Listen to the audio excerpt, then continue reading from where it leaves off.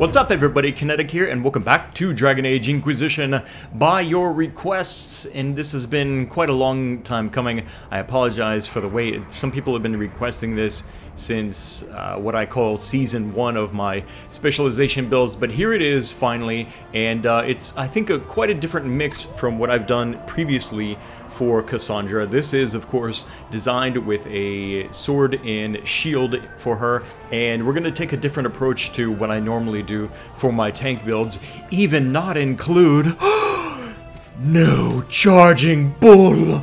This is sacrilege. This is what it is. I don't know how I feel about this still. I've been I've been playing it without charging bull, and the whole time I'm like, it's so wanting to have a charging bull button, but there are quite a lot of abilities here that I'm trying to pack in together, so it's actually kind of a good thing that this build is being built the way that it is, mainly from the weapon and shield tree. Now, in previous videos with previous tank builds, people were giving me shit because I wasn't including turn the bolt and turn the blade, but the way that I look at it, guys, and this is something that I guess I haven't quite properly explained to you, is that you can either, for example, when building a tank, in my eyes, you can either go for really strong passives like turn the bolt and turn the blade, or even, and I guess in some cases, you can try and stack, instead, you can try and stack guard on top of your tank using, for example, Warcry, Unbound, and maybe some other abilities like Charging Bull or whatever to try and stack guard like as much as possible. Even on your crafted weapons, get you know, on hit gain X amount of guard or whatever. So I'm going out on a limb here and I'm putting my faith in these passives rather than trying to stack a lot of guard, and well, I'm not surprised, it works actually quite well. So to kind of talk about that and just give my my opinions on why I didn't, for example, take those passes before, that's my reasoning for it, that's my mentality about it. Alright, so let's start off by going over the weapon and shield tree, the skills that I choose. We've got Shield Wall here. This is a very good ability.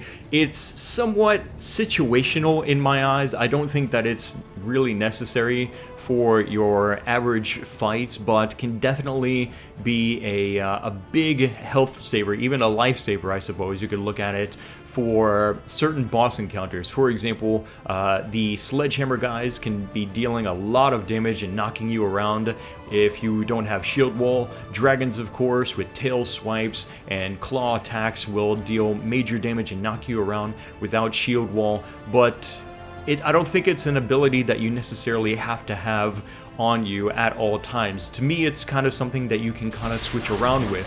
Maybe have Charging Bull instead of Shield Wall, because I can think of all sorts of really good situations where I can use Charging Bull more often than I would use Shield Wall, but it's up to you. To the right of that, we have Payback Strike. We haven't seen this since I first showed it off in my basic tank build. You recover from any disabled condition and lash out with a great blow against nearby enemies. Now, this is a really cool skill, and once again, I think that this is kind of like a situational skill, so even though it can be fun to use, I end up replacing this, and as you can see, it's not actually assigned to any of my keys there. The real reason for picking up Payback Strike actually is to get to Turn the Bolt. Your expertise with the shield protects you against ranged attacks from the front, so a damage reduction of 50% from ranged attacks that can hit you from the front. In the middle, we have Warrior's Resolve. You fight all the harder when hurting, gaining stamina when you lose health. Stamina restored 10% for every 10% health lost. Down below there, we have Shield Bash. I really like this ability. Many foes think a shield is just for defense. You correct that mistake with a brutal slam that does bonus damage to an enemy's guard. Damage 400%, weapon damage, bonus versus guard 800% with only an 8-second cooldown. I tend to use this skill quite a lot because, well, it's awesome. It's a classic shield bash that you would expect a sword and shield warrior to have. The upgrade for this, I kind of want to say, is optional. Obviously, as you can see, I haven't quite taken it yet because I'm not sure whether I really want to go for it yet or not, but it can be very good. It will increase the damage versus guarded enemies by 400%. And down at the bottom, here's Turn the Blade. Any blow you can see, you can turn aside. All damage coming from the front is reduced by 20%. So between this passive, Turn the Blade, and Turn the Bolt, we're looking at a really significant amount of damage reduction. As you might have caught an eye in the Battlemaster tree, the one and only grappling chain. I figured, well, if I'm not gonna have charging bull, at the very least, I need grappling chain, because I can't be trying to run around and grab aggro without any movement skill or something like that. Grappling chain does a really good job at bringing enemies that are far off and harassing your party closer to you so you can punish them. And a quick look at Vanguard. I definitely want to have a taunting ability. You taunt all nearby allies with a shouted challenge, gaining extra guard for each enemy. So between this and Shield Wall, if you have it equipped, this is how you will generate guard for your Sword and Shield Templar.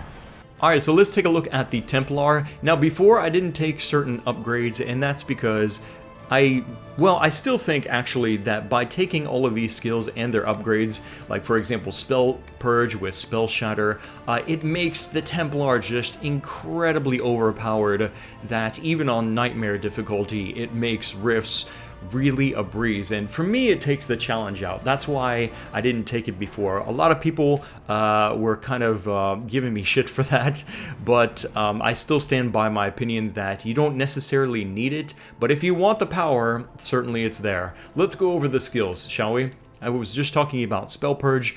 Through faith and will, you dispel all hostile magic from the area around you. An area of effect of 5 meters and has a cooldown of 24 seconds. The upgrade Spell Shatter. Spell Purge now deals massive area damage when dispelling barriers and other beneficial effects on enemies. So this adds 600% weapon damage. This alone, Spell Purge with Spell Shatter, has a very good chance of basically one-shotting a lot of enemies that you may encounter in rifts. Below that, we have Champions of the Just. Your righteous fervor inspires the entire party to fight harder against demons. The last sacrifice, even should you fall, you give your allies the strength to fight harder in your name. Health amount 100%, damage bonus 50% for a duration of 10 seconds. This is a very nice passive. At the bottom we have Wrath of Heaven. You summon a blinding pillar of light that stuns nearby enemies and damages demons.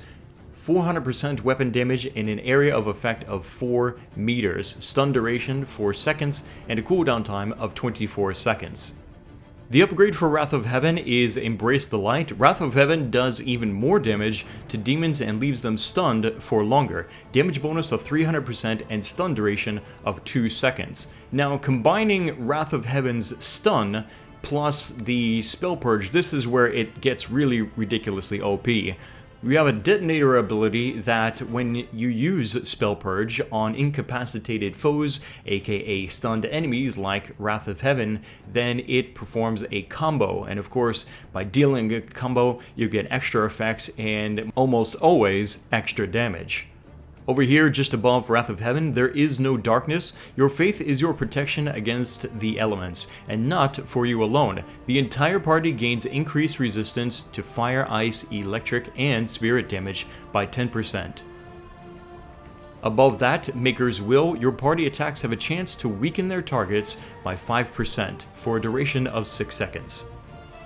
And then we have Blessed Blades. You rally all your nearby allies to fight with greater strength, especially when facing demons. 15% damage bonus for 24 seconds and also has a cooldown of 24 seconds. So as soon as it's over, you can cast it again. Now, where Blessed Blades really adds a lot for the Templar is the upgrade here, Lights in the Shadows. Attacking enemies while you're affected by Blessed Blades reduces the cooldown times of your Spell Purge and Wrath of Heaven. So basically, you're going to do it like this. You're going to open up with a Wrath of Heaven to stun all your enemies, deal massive damage, and then you're going to do Spell Purge, which is pretty much going to kill everybody for the most part. And if you happen to need those abilities very soon, then Blessed Blades is going to bring those off of cooldown very quickly. The focus ability for our Templar is Rally. You inspire your allies to fight harder, your party's guard, stamina, and mana build over time, and all party members gain damage resistance against incoming attacks. At tier 3, whoops, which one is it? Which analog here? Okay, it's this one. The right analog. At tier 3, 30% guard generation and stamina mana regeneration per second, 30% damage resistance. Very, very nice. I really like this focus ability. Let's take a look now at a couple of examples of our Sword and Shield Templar tank in action.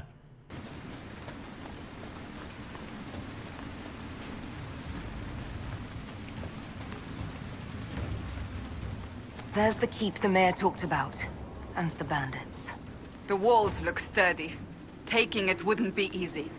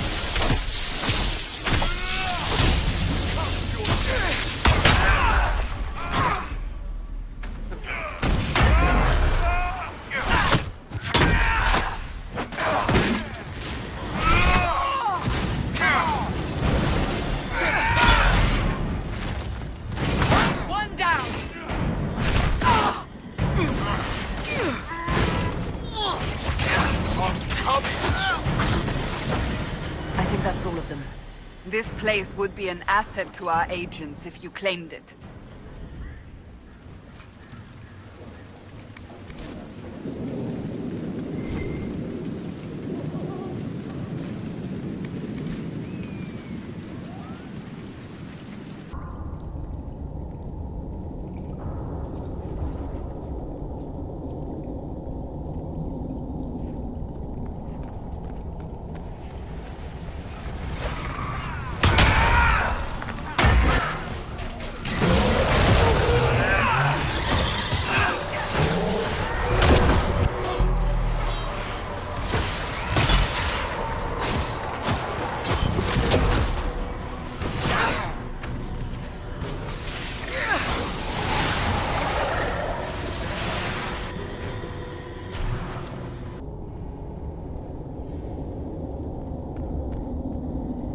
Demons, ahead. They don't understand it here. They want to destroy everything.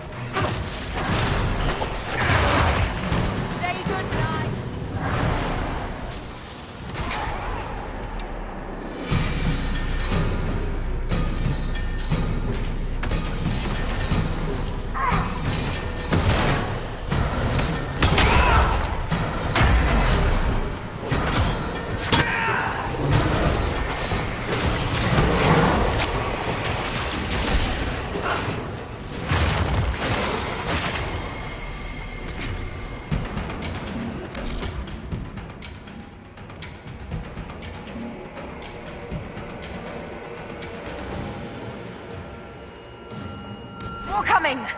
We're ready.